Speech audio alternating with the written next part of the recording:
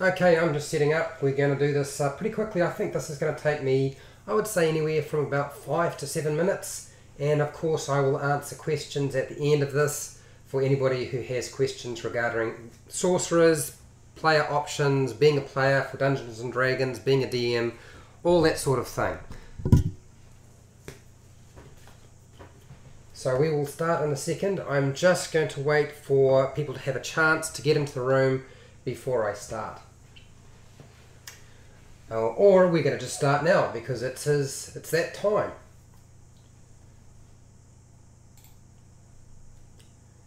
Hi, welcome to HowtoDandD. My name is Fred Wheeler and today I want to talk about Dungeons and Dragons. In fact, I want to talk about how to play Dungeons and Dragons 5e or D&D 5e, and we're covering the Sorcerer. This is my 6th basic video, and today we're going to talk about the font of magic and sorcery points for the Sorcerer class. One of the most interesting aspects to the Sorcerer in my opinion. So if you want to follow me, check out page 101 of the Player's Handbook for details on sorcery points and the font of magic. Now at level 2, so when you get to level 2 as a sorcerer, you are going to gain access to sorcery points, and you're going to get 2 sorcery points to start off with because that is what is available to you. Now as you level up and you get higher in the levels, you're going to get more sorcery points. So at 2nd level you'll get 2 sorcery points. When you get to 3rd level you get 3 sorcery points.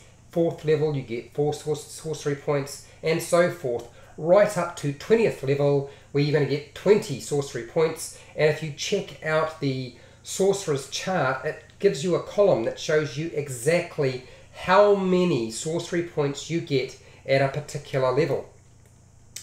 Now there's one of the things you've got to remember with sorcery points is you do regain them, but you must take a long rest to get back those sorcery points that you have spent during your adventuring day. There are a lot of reasons why you might have sorcery points and why you might use them. First, we use sorcery points to give us meta magic effects. We're going to get access to meta magic, and that'll take place at 3rd level, but before that there are other things we can do with sorcery points. So we're going to get access to using our meta magic. We'll also be able to create extra spell slots to utilize for our casting of our spells. We're also going to use our sorcery points to activate some of our sorceress origin abilities. So whether you've got the draconic bloodline or you're taking wild magic, there are features within them that allow you to spend a sorcery point and then you can activate that ability. So that's primarily the reason why we're going to be using them. There's a high level of flexibility when it comes to sorcery points. As I said, the flexibility is that you can create spell slots. You can also convert spell slots into sorcery points. That is actually one of the most important factors, the fact that you can actually take them either way. It's really great. It's like one of the best features, I would say, in terms of the use of sorcery points for the sorcerer. So what I'm going to do is I'm going to read through briefly, explain these sections in the book, and then I'm going to give you all of the little questions that people tend to ask about sorcery points that come up. And most of this is taken from sage advice, but a lot of it is taken from my players asking me questions and then having to go and find out the answers to them. So, font of magic. So at 2nd level you're going to gain the ability to have a wellspring of magic within you, and this is your sorcery points. Which allows you to cast, we'll use them in the different effects as I've said. So sorcery points, you get 2 sorcery points at 1st level, and every level from there on you'll gain more additional sorcery points. You can never have more sorcery points than are shown on the table for your level. So if you're level 2 and you decide to convert some of your spell slots into sorcery points, you can never have more than 2 sorcery points. So make sure you do not do so until you run out of sorcery points. Okay? Don't convert your spell slots into sorcery points until you burn them up, until you use them up, because you can never have more than is listed at your level, your sorcerer level. You cannot have more than that. That's just one thing to bear in mind, okay? and you will of course regain them after a long rest. So flexibility with casting. Okay, so first of all, you can create spell slots. So you can transfer some of your unexpended spell sorcery points and turn them into spell slots. And this is what this chart is that you're seeing right now. So if you have a spell slot that's level 1, you can remove that spell slot and gain 2 sorcery points. Okay. If you have a spell slot of level 2, you can convert that, you take that away, and you're going to get 3 sorcery points. Very, very simple, but it cannot go any higher than level 5. So you cannot convert over any higher than level 5. Either way, whether you're going from spell slots to sorcery points or sorcery points to spell slots, it doesn't matter. You simply can't do it. So that is the gist of how they work in terms of the sorcerer. Spell slots and sorcery points are pretty simple. It's not very difficult. Now when you actually convert them over from, particularly in combat, this is the biggest issue, is if you're doing it in combat, it's going to take a bonus action to do so.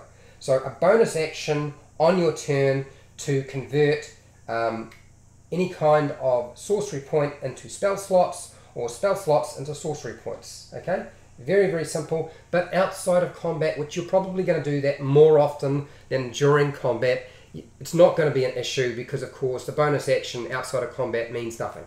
It's not really a big problem. Okay, so some of the questions that people tend to ask regarding the sorcery points and the spell slots and the ability to convert them over. Multi-classing. Does multi-classing affect your ability to transfer spell slots into sorcery points? Well, multi-classing does not separate any kind of spell slot for a particular class. So just because you're a sorcerer and you've also taken levels in warlock doesn't mean you can't use the spell slots associated with the warlock into the sorcerer. It's not an issue. If you take level in wizard or cleric or anything like that, okay, it's just a pool of spell slots, and you can spend them if you want and turn them into sorcery points. That's not going to be an issue whatsoever. So you can use sorcery points to create spell slots. Okay, it doesn't matter what classes you have multi-classed into. Okay, next would be the next question that comes up quite a bit, and that is, can you use the race's special spell casting abilities? Can you convert those into sorcery points? Well, the thing to remember is that the actual different races, their spell casting features or abilities that they get, that have usually they're listed as a particular spell, they do not actually grant you spell slots. They're simply an ability for your race. So you can't convert any of your spell casting ability from your race, okay, that's the drow and the tiefling, you can't convert them over and turn them into sorcery points. It's not going to be possible.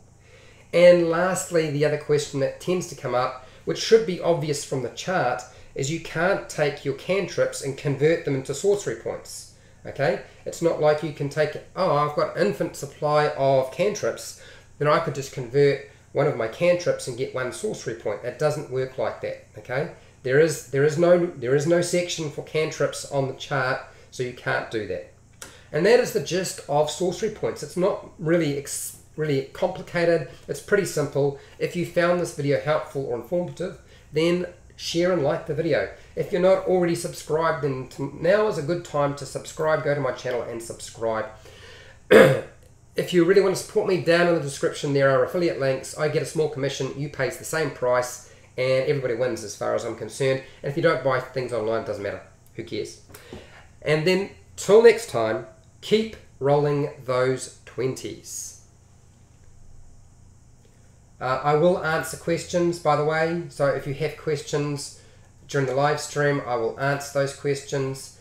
And if you have questions after the live stream, I will answer those questions down in the comments section.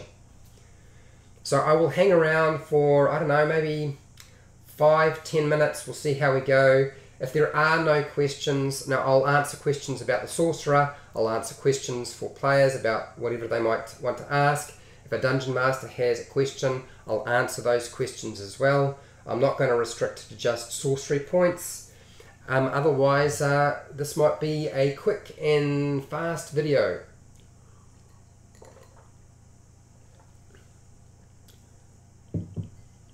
Okay, just had a drink of water. It's just 2 of you in the room. So unless there's going to be anything posted in the next couple of minutes, I think that's probably a good indication that everybody has finished and happy to move on. This will get published in about half an hour to an hour, should come out about that time. Okay, well, I think that's pretty much covered everything. I don't think anybody has any questions, so if that's the case, unless somebody has a specific question, I am probably going to sign off, and we'll see you tomorrow. What would be the next video or live stream for tomorrow? It is probably going to be metamagic. I'll probably talk about metamagic. It's the next thing on the list that really needs to be discussed in terms of the Sorcerer. Today we've covered the font of magic or sorcery points. We've already covered quite a lot of the Sorcerer's abilities and features, so I don't feel like we're going to need to do too many videos. I think we'll probably finish everything up by the 8th video. I think by the 8th video we'll maybe talk about the last ability they have, and if there's any other questions people have, then we'll finish that up as well. But yeah, I think that'll probably be how it works. In terms of the weekend, I'm looking to shift from player, character, class rules to doing something for Dungeon Masters, maybe a quick build on a miniature, or doing something with just preparation. I know there's a lot of questions people have had regarding healing, variant rules for healing, how to make monsters a bit harder, different ways of resting. That might all possibly be a video I do or a live stream that I do. There's been a request for the spell sleep to be explained. I suppose I should have done that a lot sooner because it constantly keeps coming up. People keep asking about how does this spell sleep work. It isn't horribly complicated, but I know people do ask about it. And well, there aren't any questions. I think this is a good point to stop, and I will see everybody next time.